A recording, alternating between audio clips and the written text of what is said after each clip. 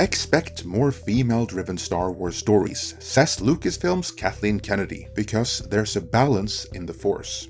If there was a recurring theme at Celebration Star Wars Europe, it was that the Force is female.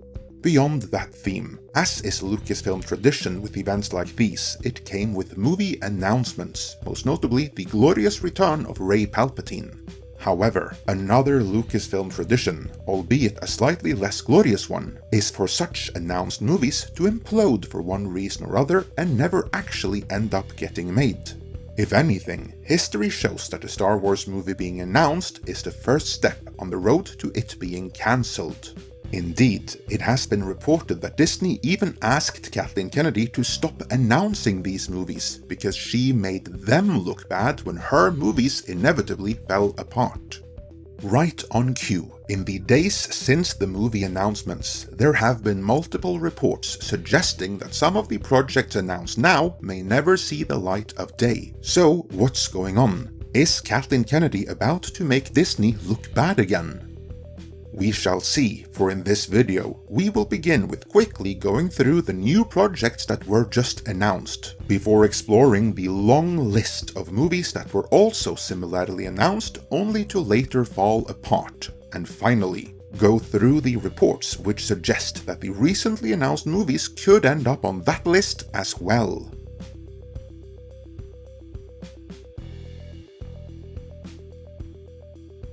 At Star Wars Celebration Europe, 3 movies were announced in one go. That hasn't happened since the Benioff and Weiss trilogy was announced and the Rian Johnson trilogy before that. Not to get too far ahead of ourselves, but that's 6 movies that were announced with great fanfare only to fall apart right there. But returning to this Star Wars celebration, the first of the 3 announced movies was a Dawn of the Jedi movie by Indiana Jones and the Pick of Destiny director James Mangold, which will obviously take place in the distant past. Moving up to what one might call the present, Dave Filoni will direct the movie which will conclude the interconnected stories of what I like to call Jon Favreau's Mandoverse. Speaking of, it was also confirmed at Star Wars Celebration Europe that the Ahsoka series will feature Thrawn, so kudos to Cameron Pasha for accurately reporting several weeks ago that actor Lars Mikkelsen had formally signed on to the role. And kudos to Mikey Sutton, who scooped that Thrawn was planned and Lars Mikkelsen wanted for the role we reported on years ago. But back to the final movie, which takes place in the future, 15 years beyond the sequel trilogy, featuring the glorious return of Rey Palpatine. Directed by Sharmeen Obaid-Chinoy, this is the movie that Damon Lindelof was writing before dropping out, and the movie that WDW Pro reported weeks ago would feature Rey, Grogu, Chewbacca, R2-D2 and more. Click the link for our report from February. So, 3 movies, a trilogy of sorts, covering the past, the present and the future. They seem to have thought this through, but then again, that's what everyone thought of all the earlier movies that went on to implode as well.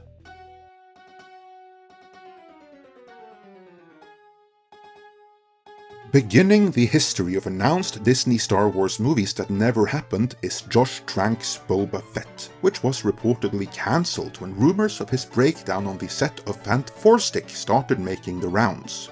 We covered this at the time, click the link for an oldie but goodie Midnight's Edge video. Later, the movie was supposed to be directed by James Mangold, before falling apart again, only to later re-emerge as a much different Disney Plus series. Next up, Solo: A Star Wars Story was technically released, but that was the reshot movie by Ron Howard. The original version by Lord and Miller was cancelled when 80% of it had been filmed. However, Ron Howard's release version of Solo nonetheless flopped, after which Lucasfilm scrapped director Stephen Daldry's Obi-Wan Kenobi movie, although that too eventually re-emerged as a much different Disney Plus series.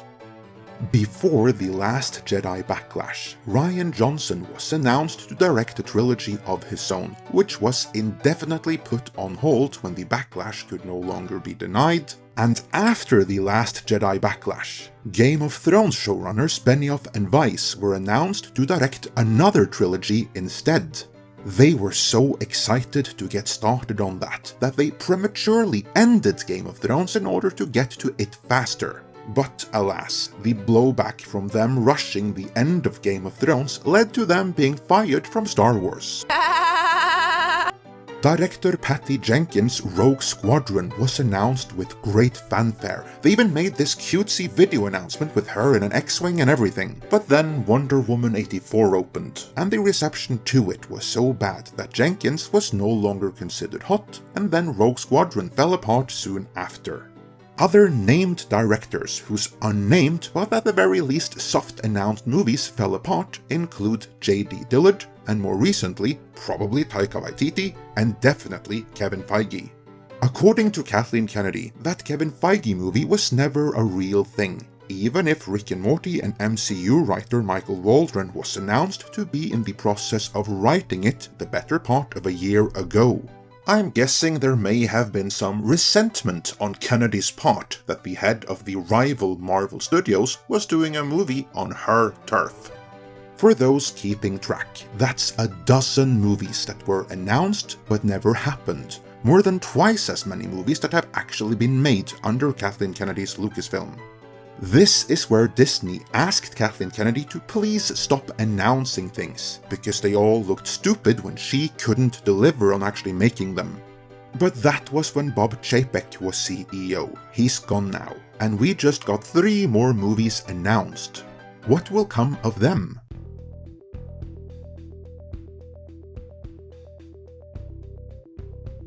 According to Kathleen Kennedy, they've been working on these movies for several years already, and they're far along the way.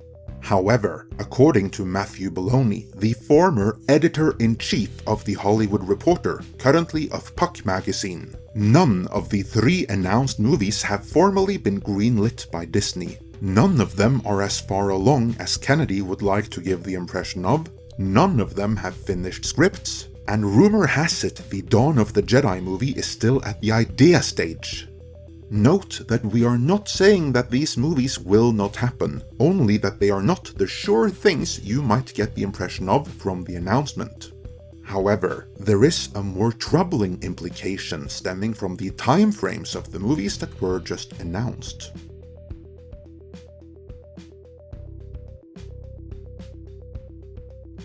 Let us assume that all of these newly announced movies end up being made.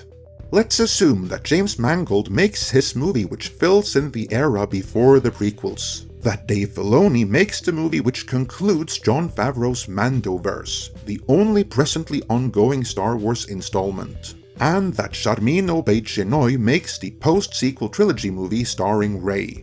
What we know about this movie is that Rey will be using these old books on how to be a Jedi to restore the Jedi, something the cautionary tale that Luke Skywalker is in Kathleen Kennedy's Star Wars was never able to do. And while this is pure speculation in my end, I don't think it is too much of a stretch to assume that Mangold's Dawn of the Jedi movie will cover the creation of those books and link up with the Rey movie, making it so that the Skywalkers were only a stepping stone on the way to Rey, the real hero all along. Years ago, both we and I believe Doomcock reported on rumors we independently of each other had heard that Kathleen Kennedy wanted to completely remold Star Wars in her image. This is part of the reason why she convinced Bob Iger to deviate from the original plan to make Galaxy's Edge in the image of the original trilogy and instead make it in the image of Kathleen Kennedy's sequel trilogy. Alas, Kathleen Kennedy's Star Wars failed with the audience, which is why Iger assigned Jon Favreau to do The Mandalorian, which offered a different vision for Star Wars, a competing vision to that of Kathleen Kennedy. But with these 3 announced movies, Kathleen Kennedy is in control of the past, the present, and the future of the Star Wars franchise, and thus able to reframe Star Wars as a whole to her liking and in her image. Of particular note in this regard is the present. What is going on with Jon Favreau's Mandoverse, which has tumbled so badly in viewership and audience approval that The Hollywood Reporter even did a story on it? Where is Jon Favreau, and why is he not the one directing the movie which is set to conclude his Mandoverse? Why is Dave Filoni doing it? That will be the topic of our next video. Make sure to subscribe if you haven't done so already so you don't miss out on that. And for now, let me know how excited you are about Kathleen Kennedy controlling new movies that will determine the past, the present, and the future of Star Wars in the comments.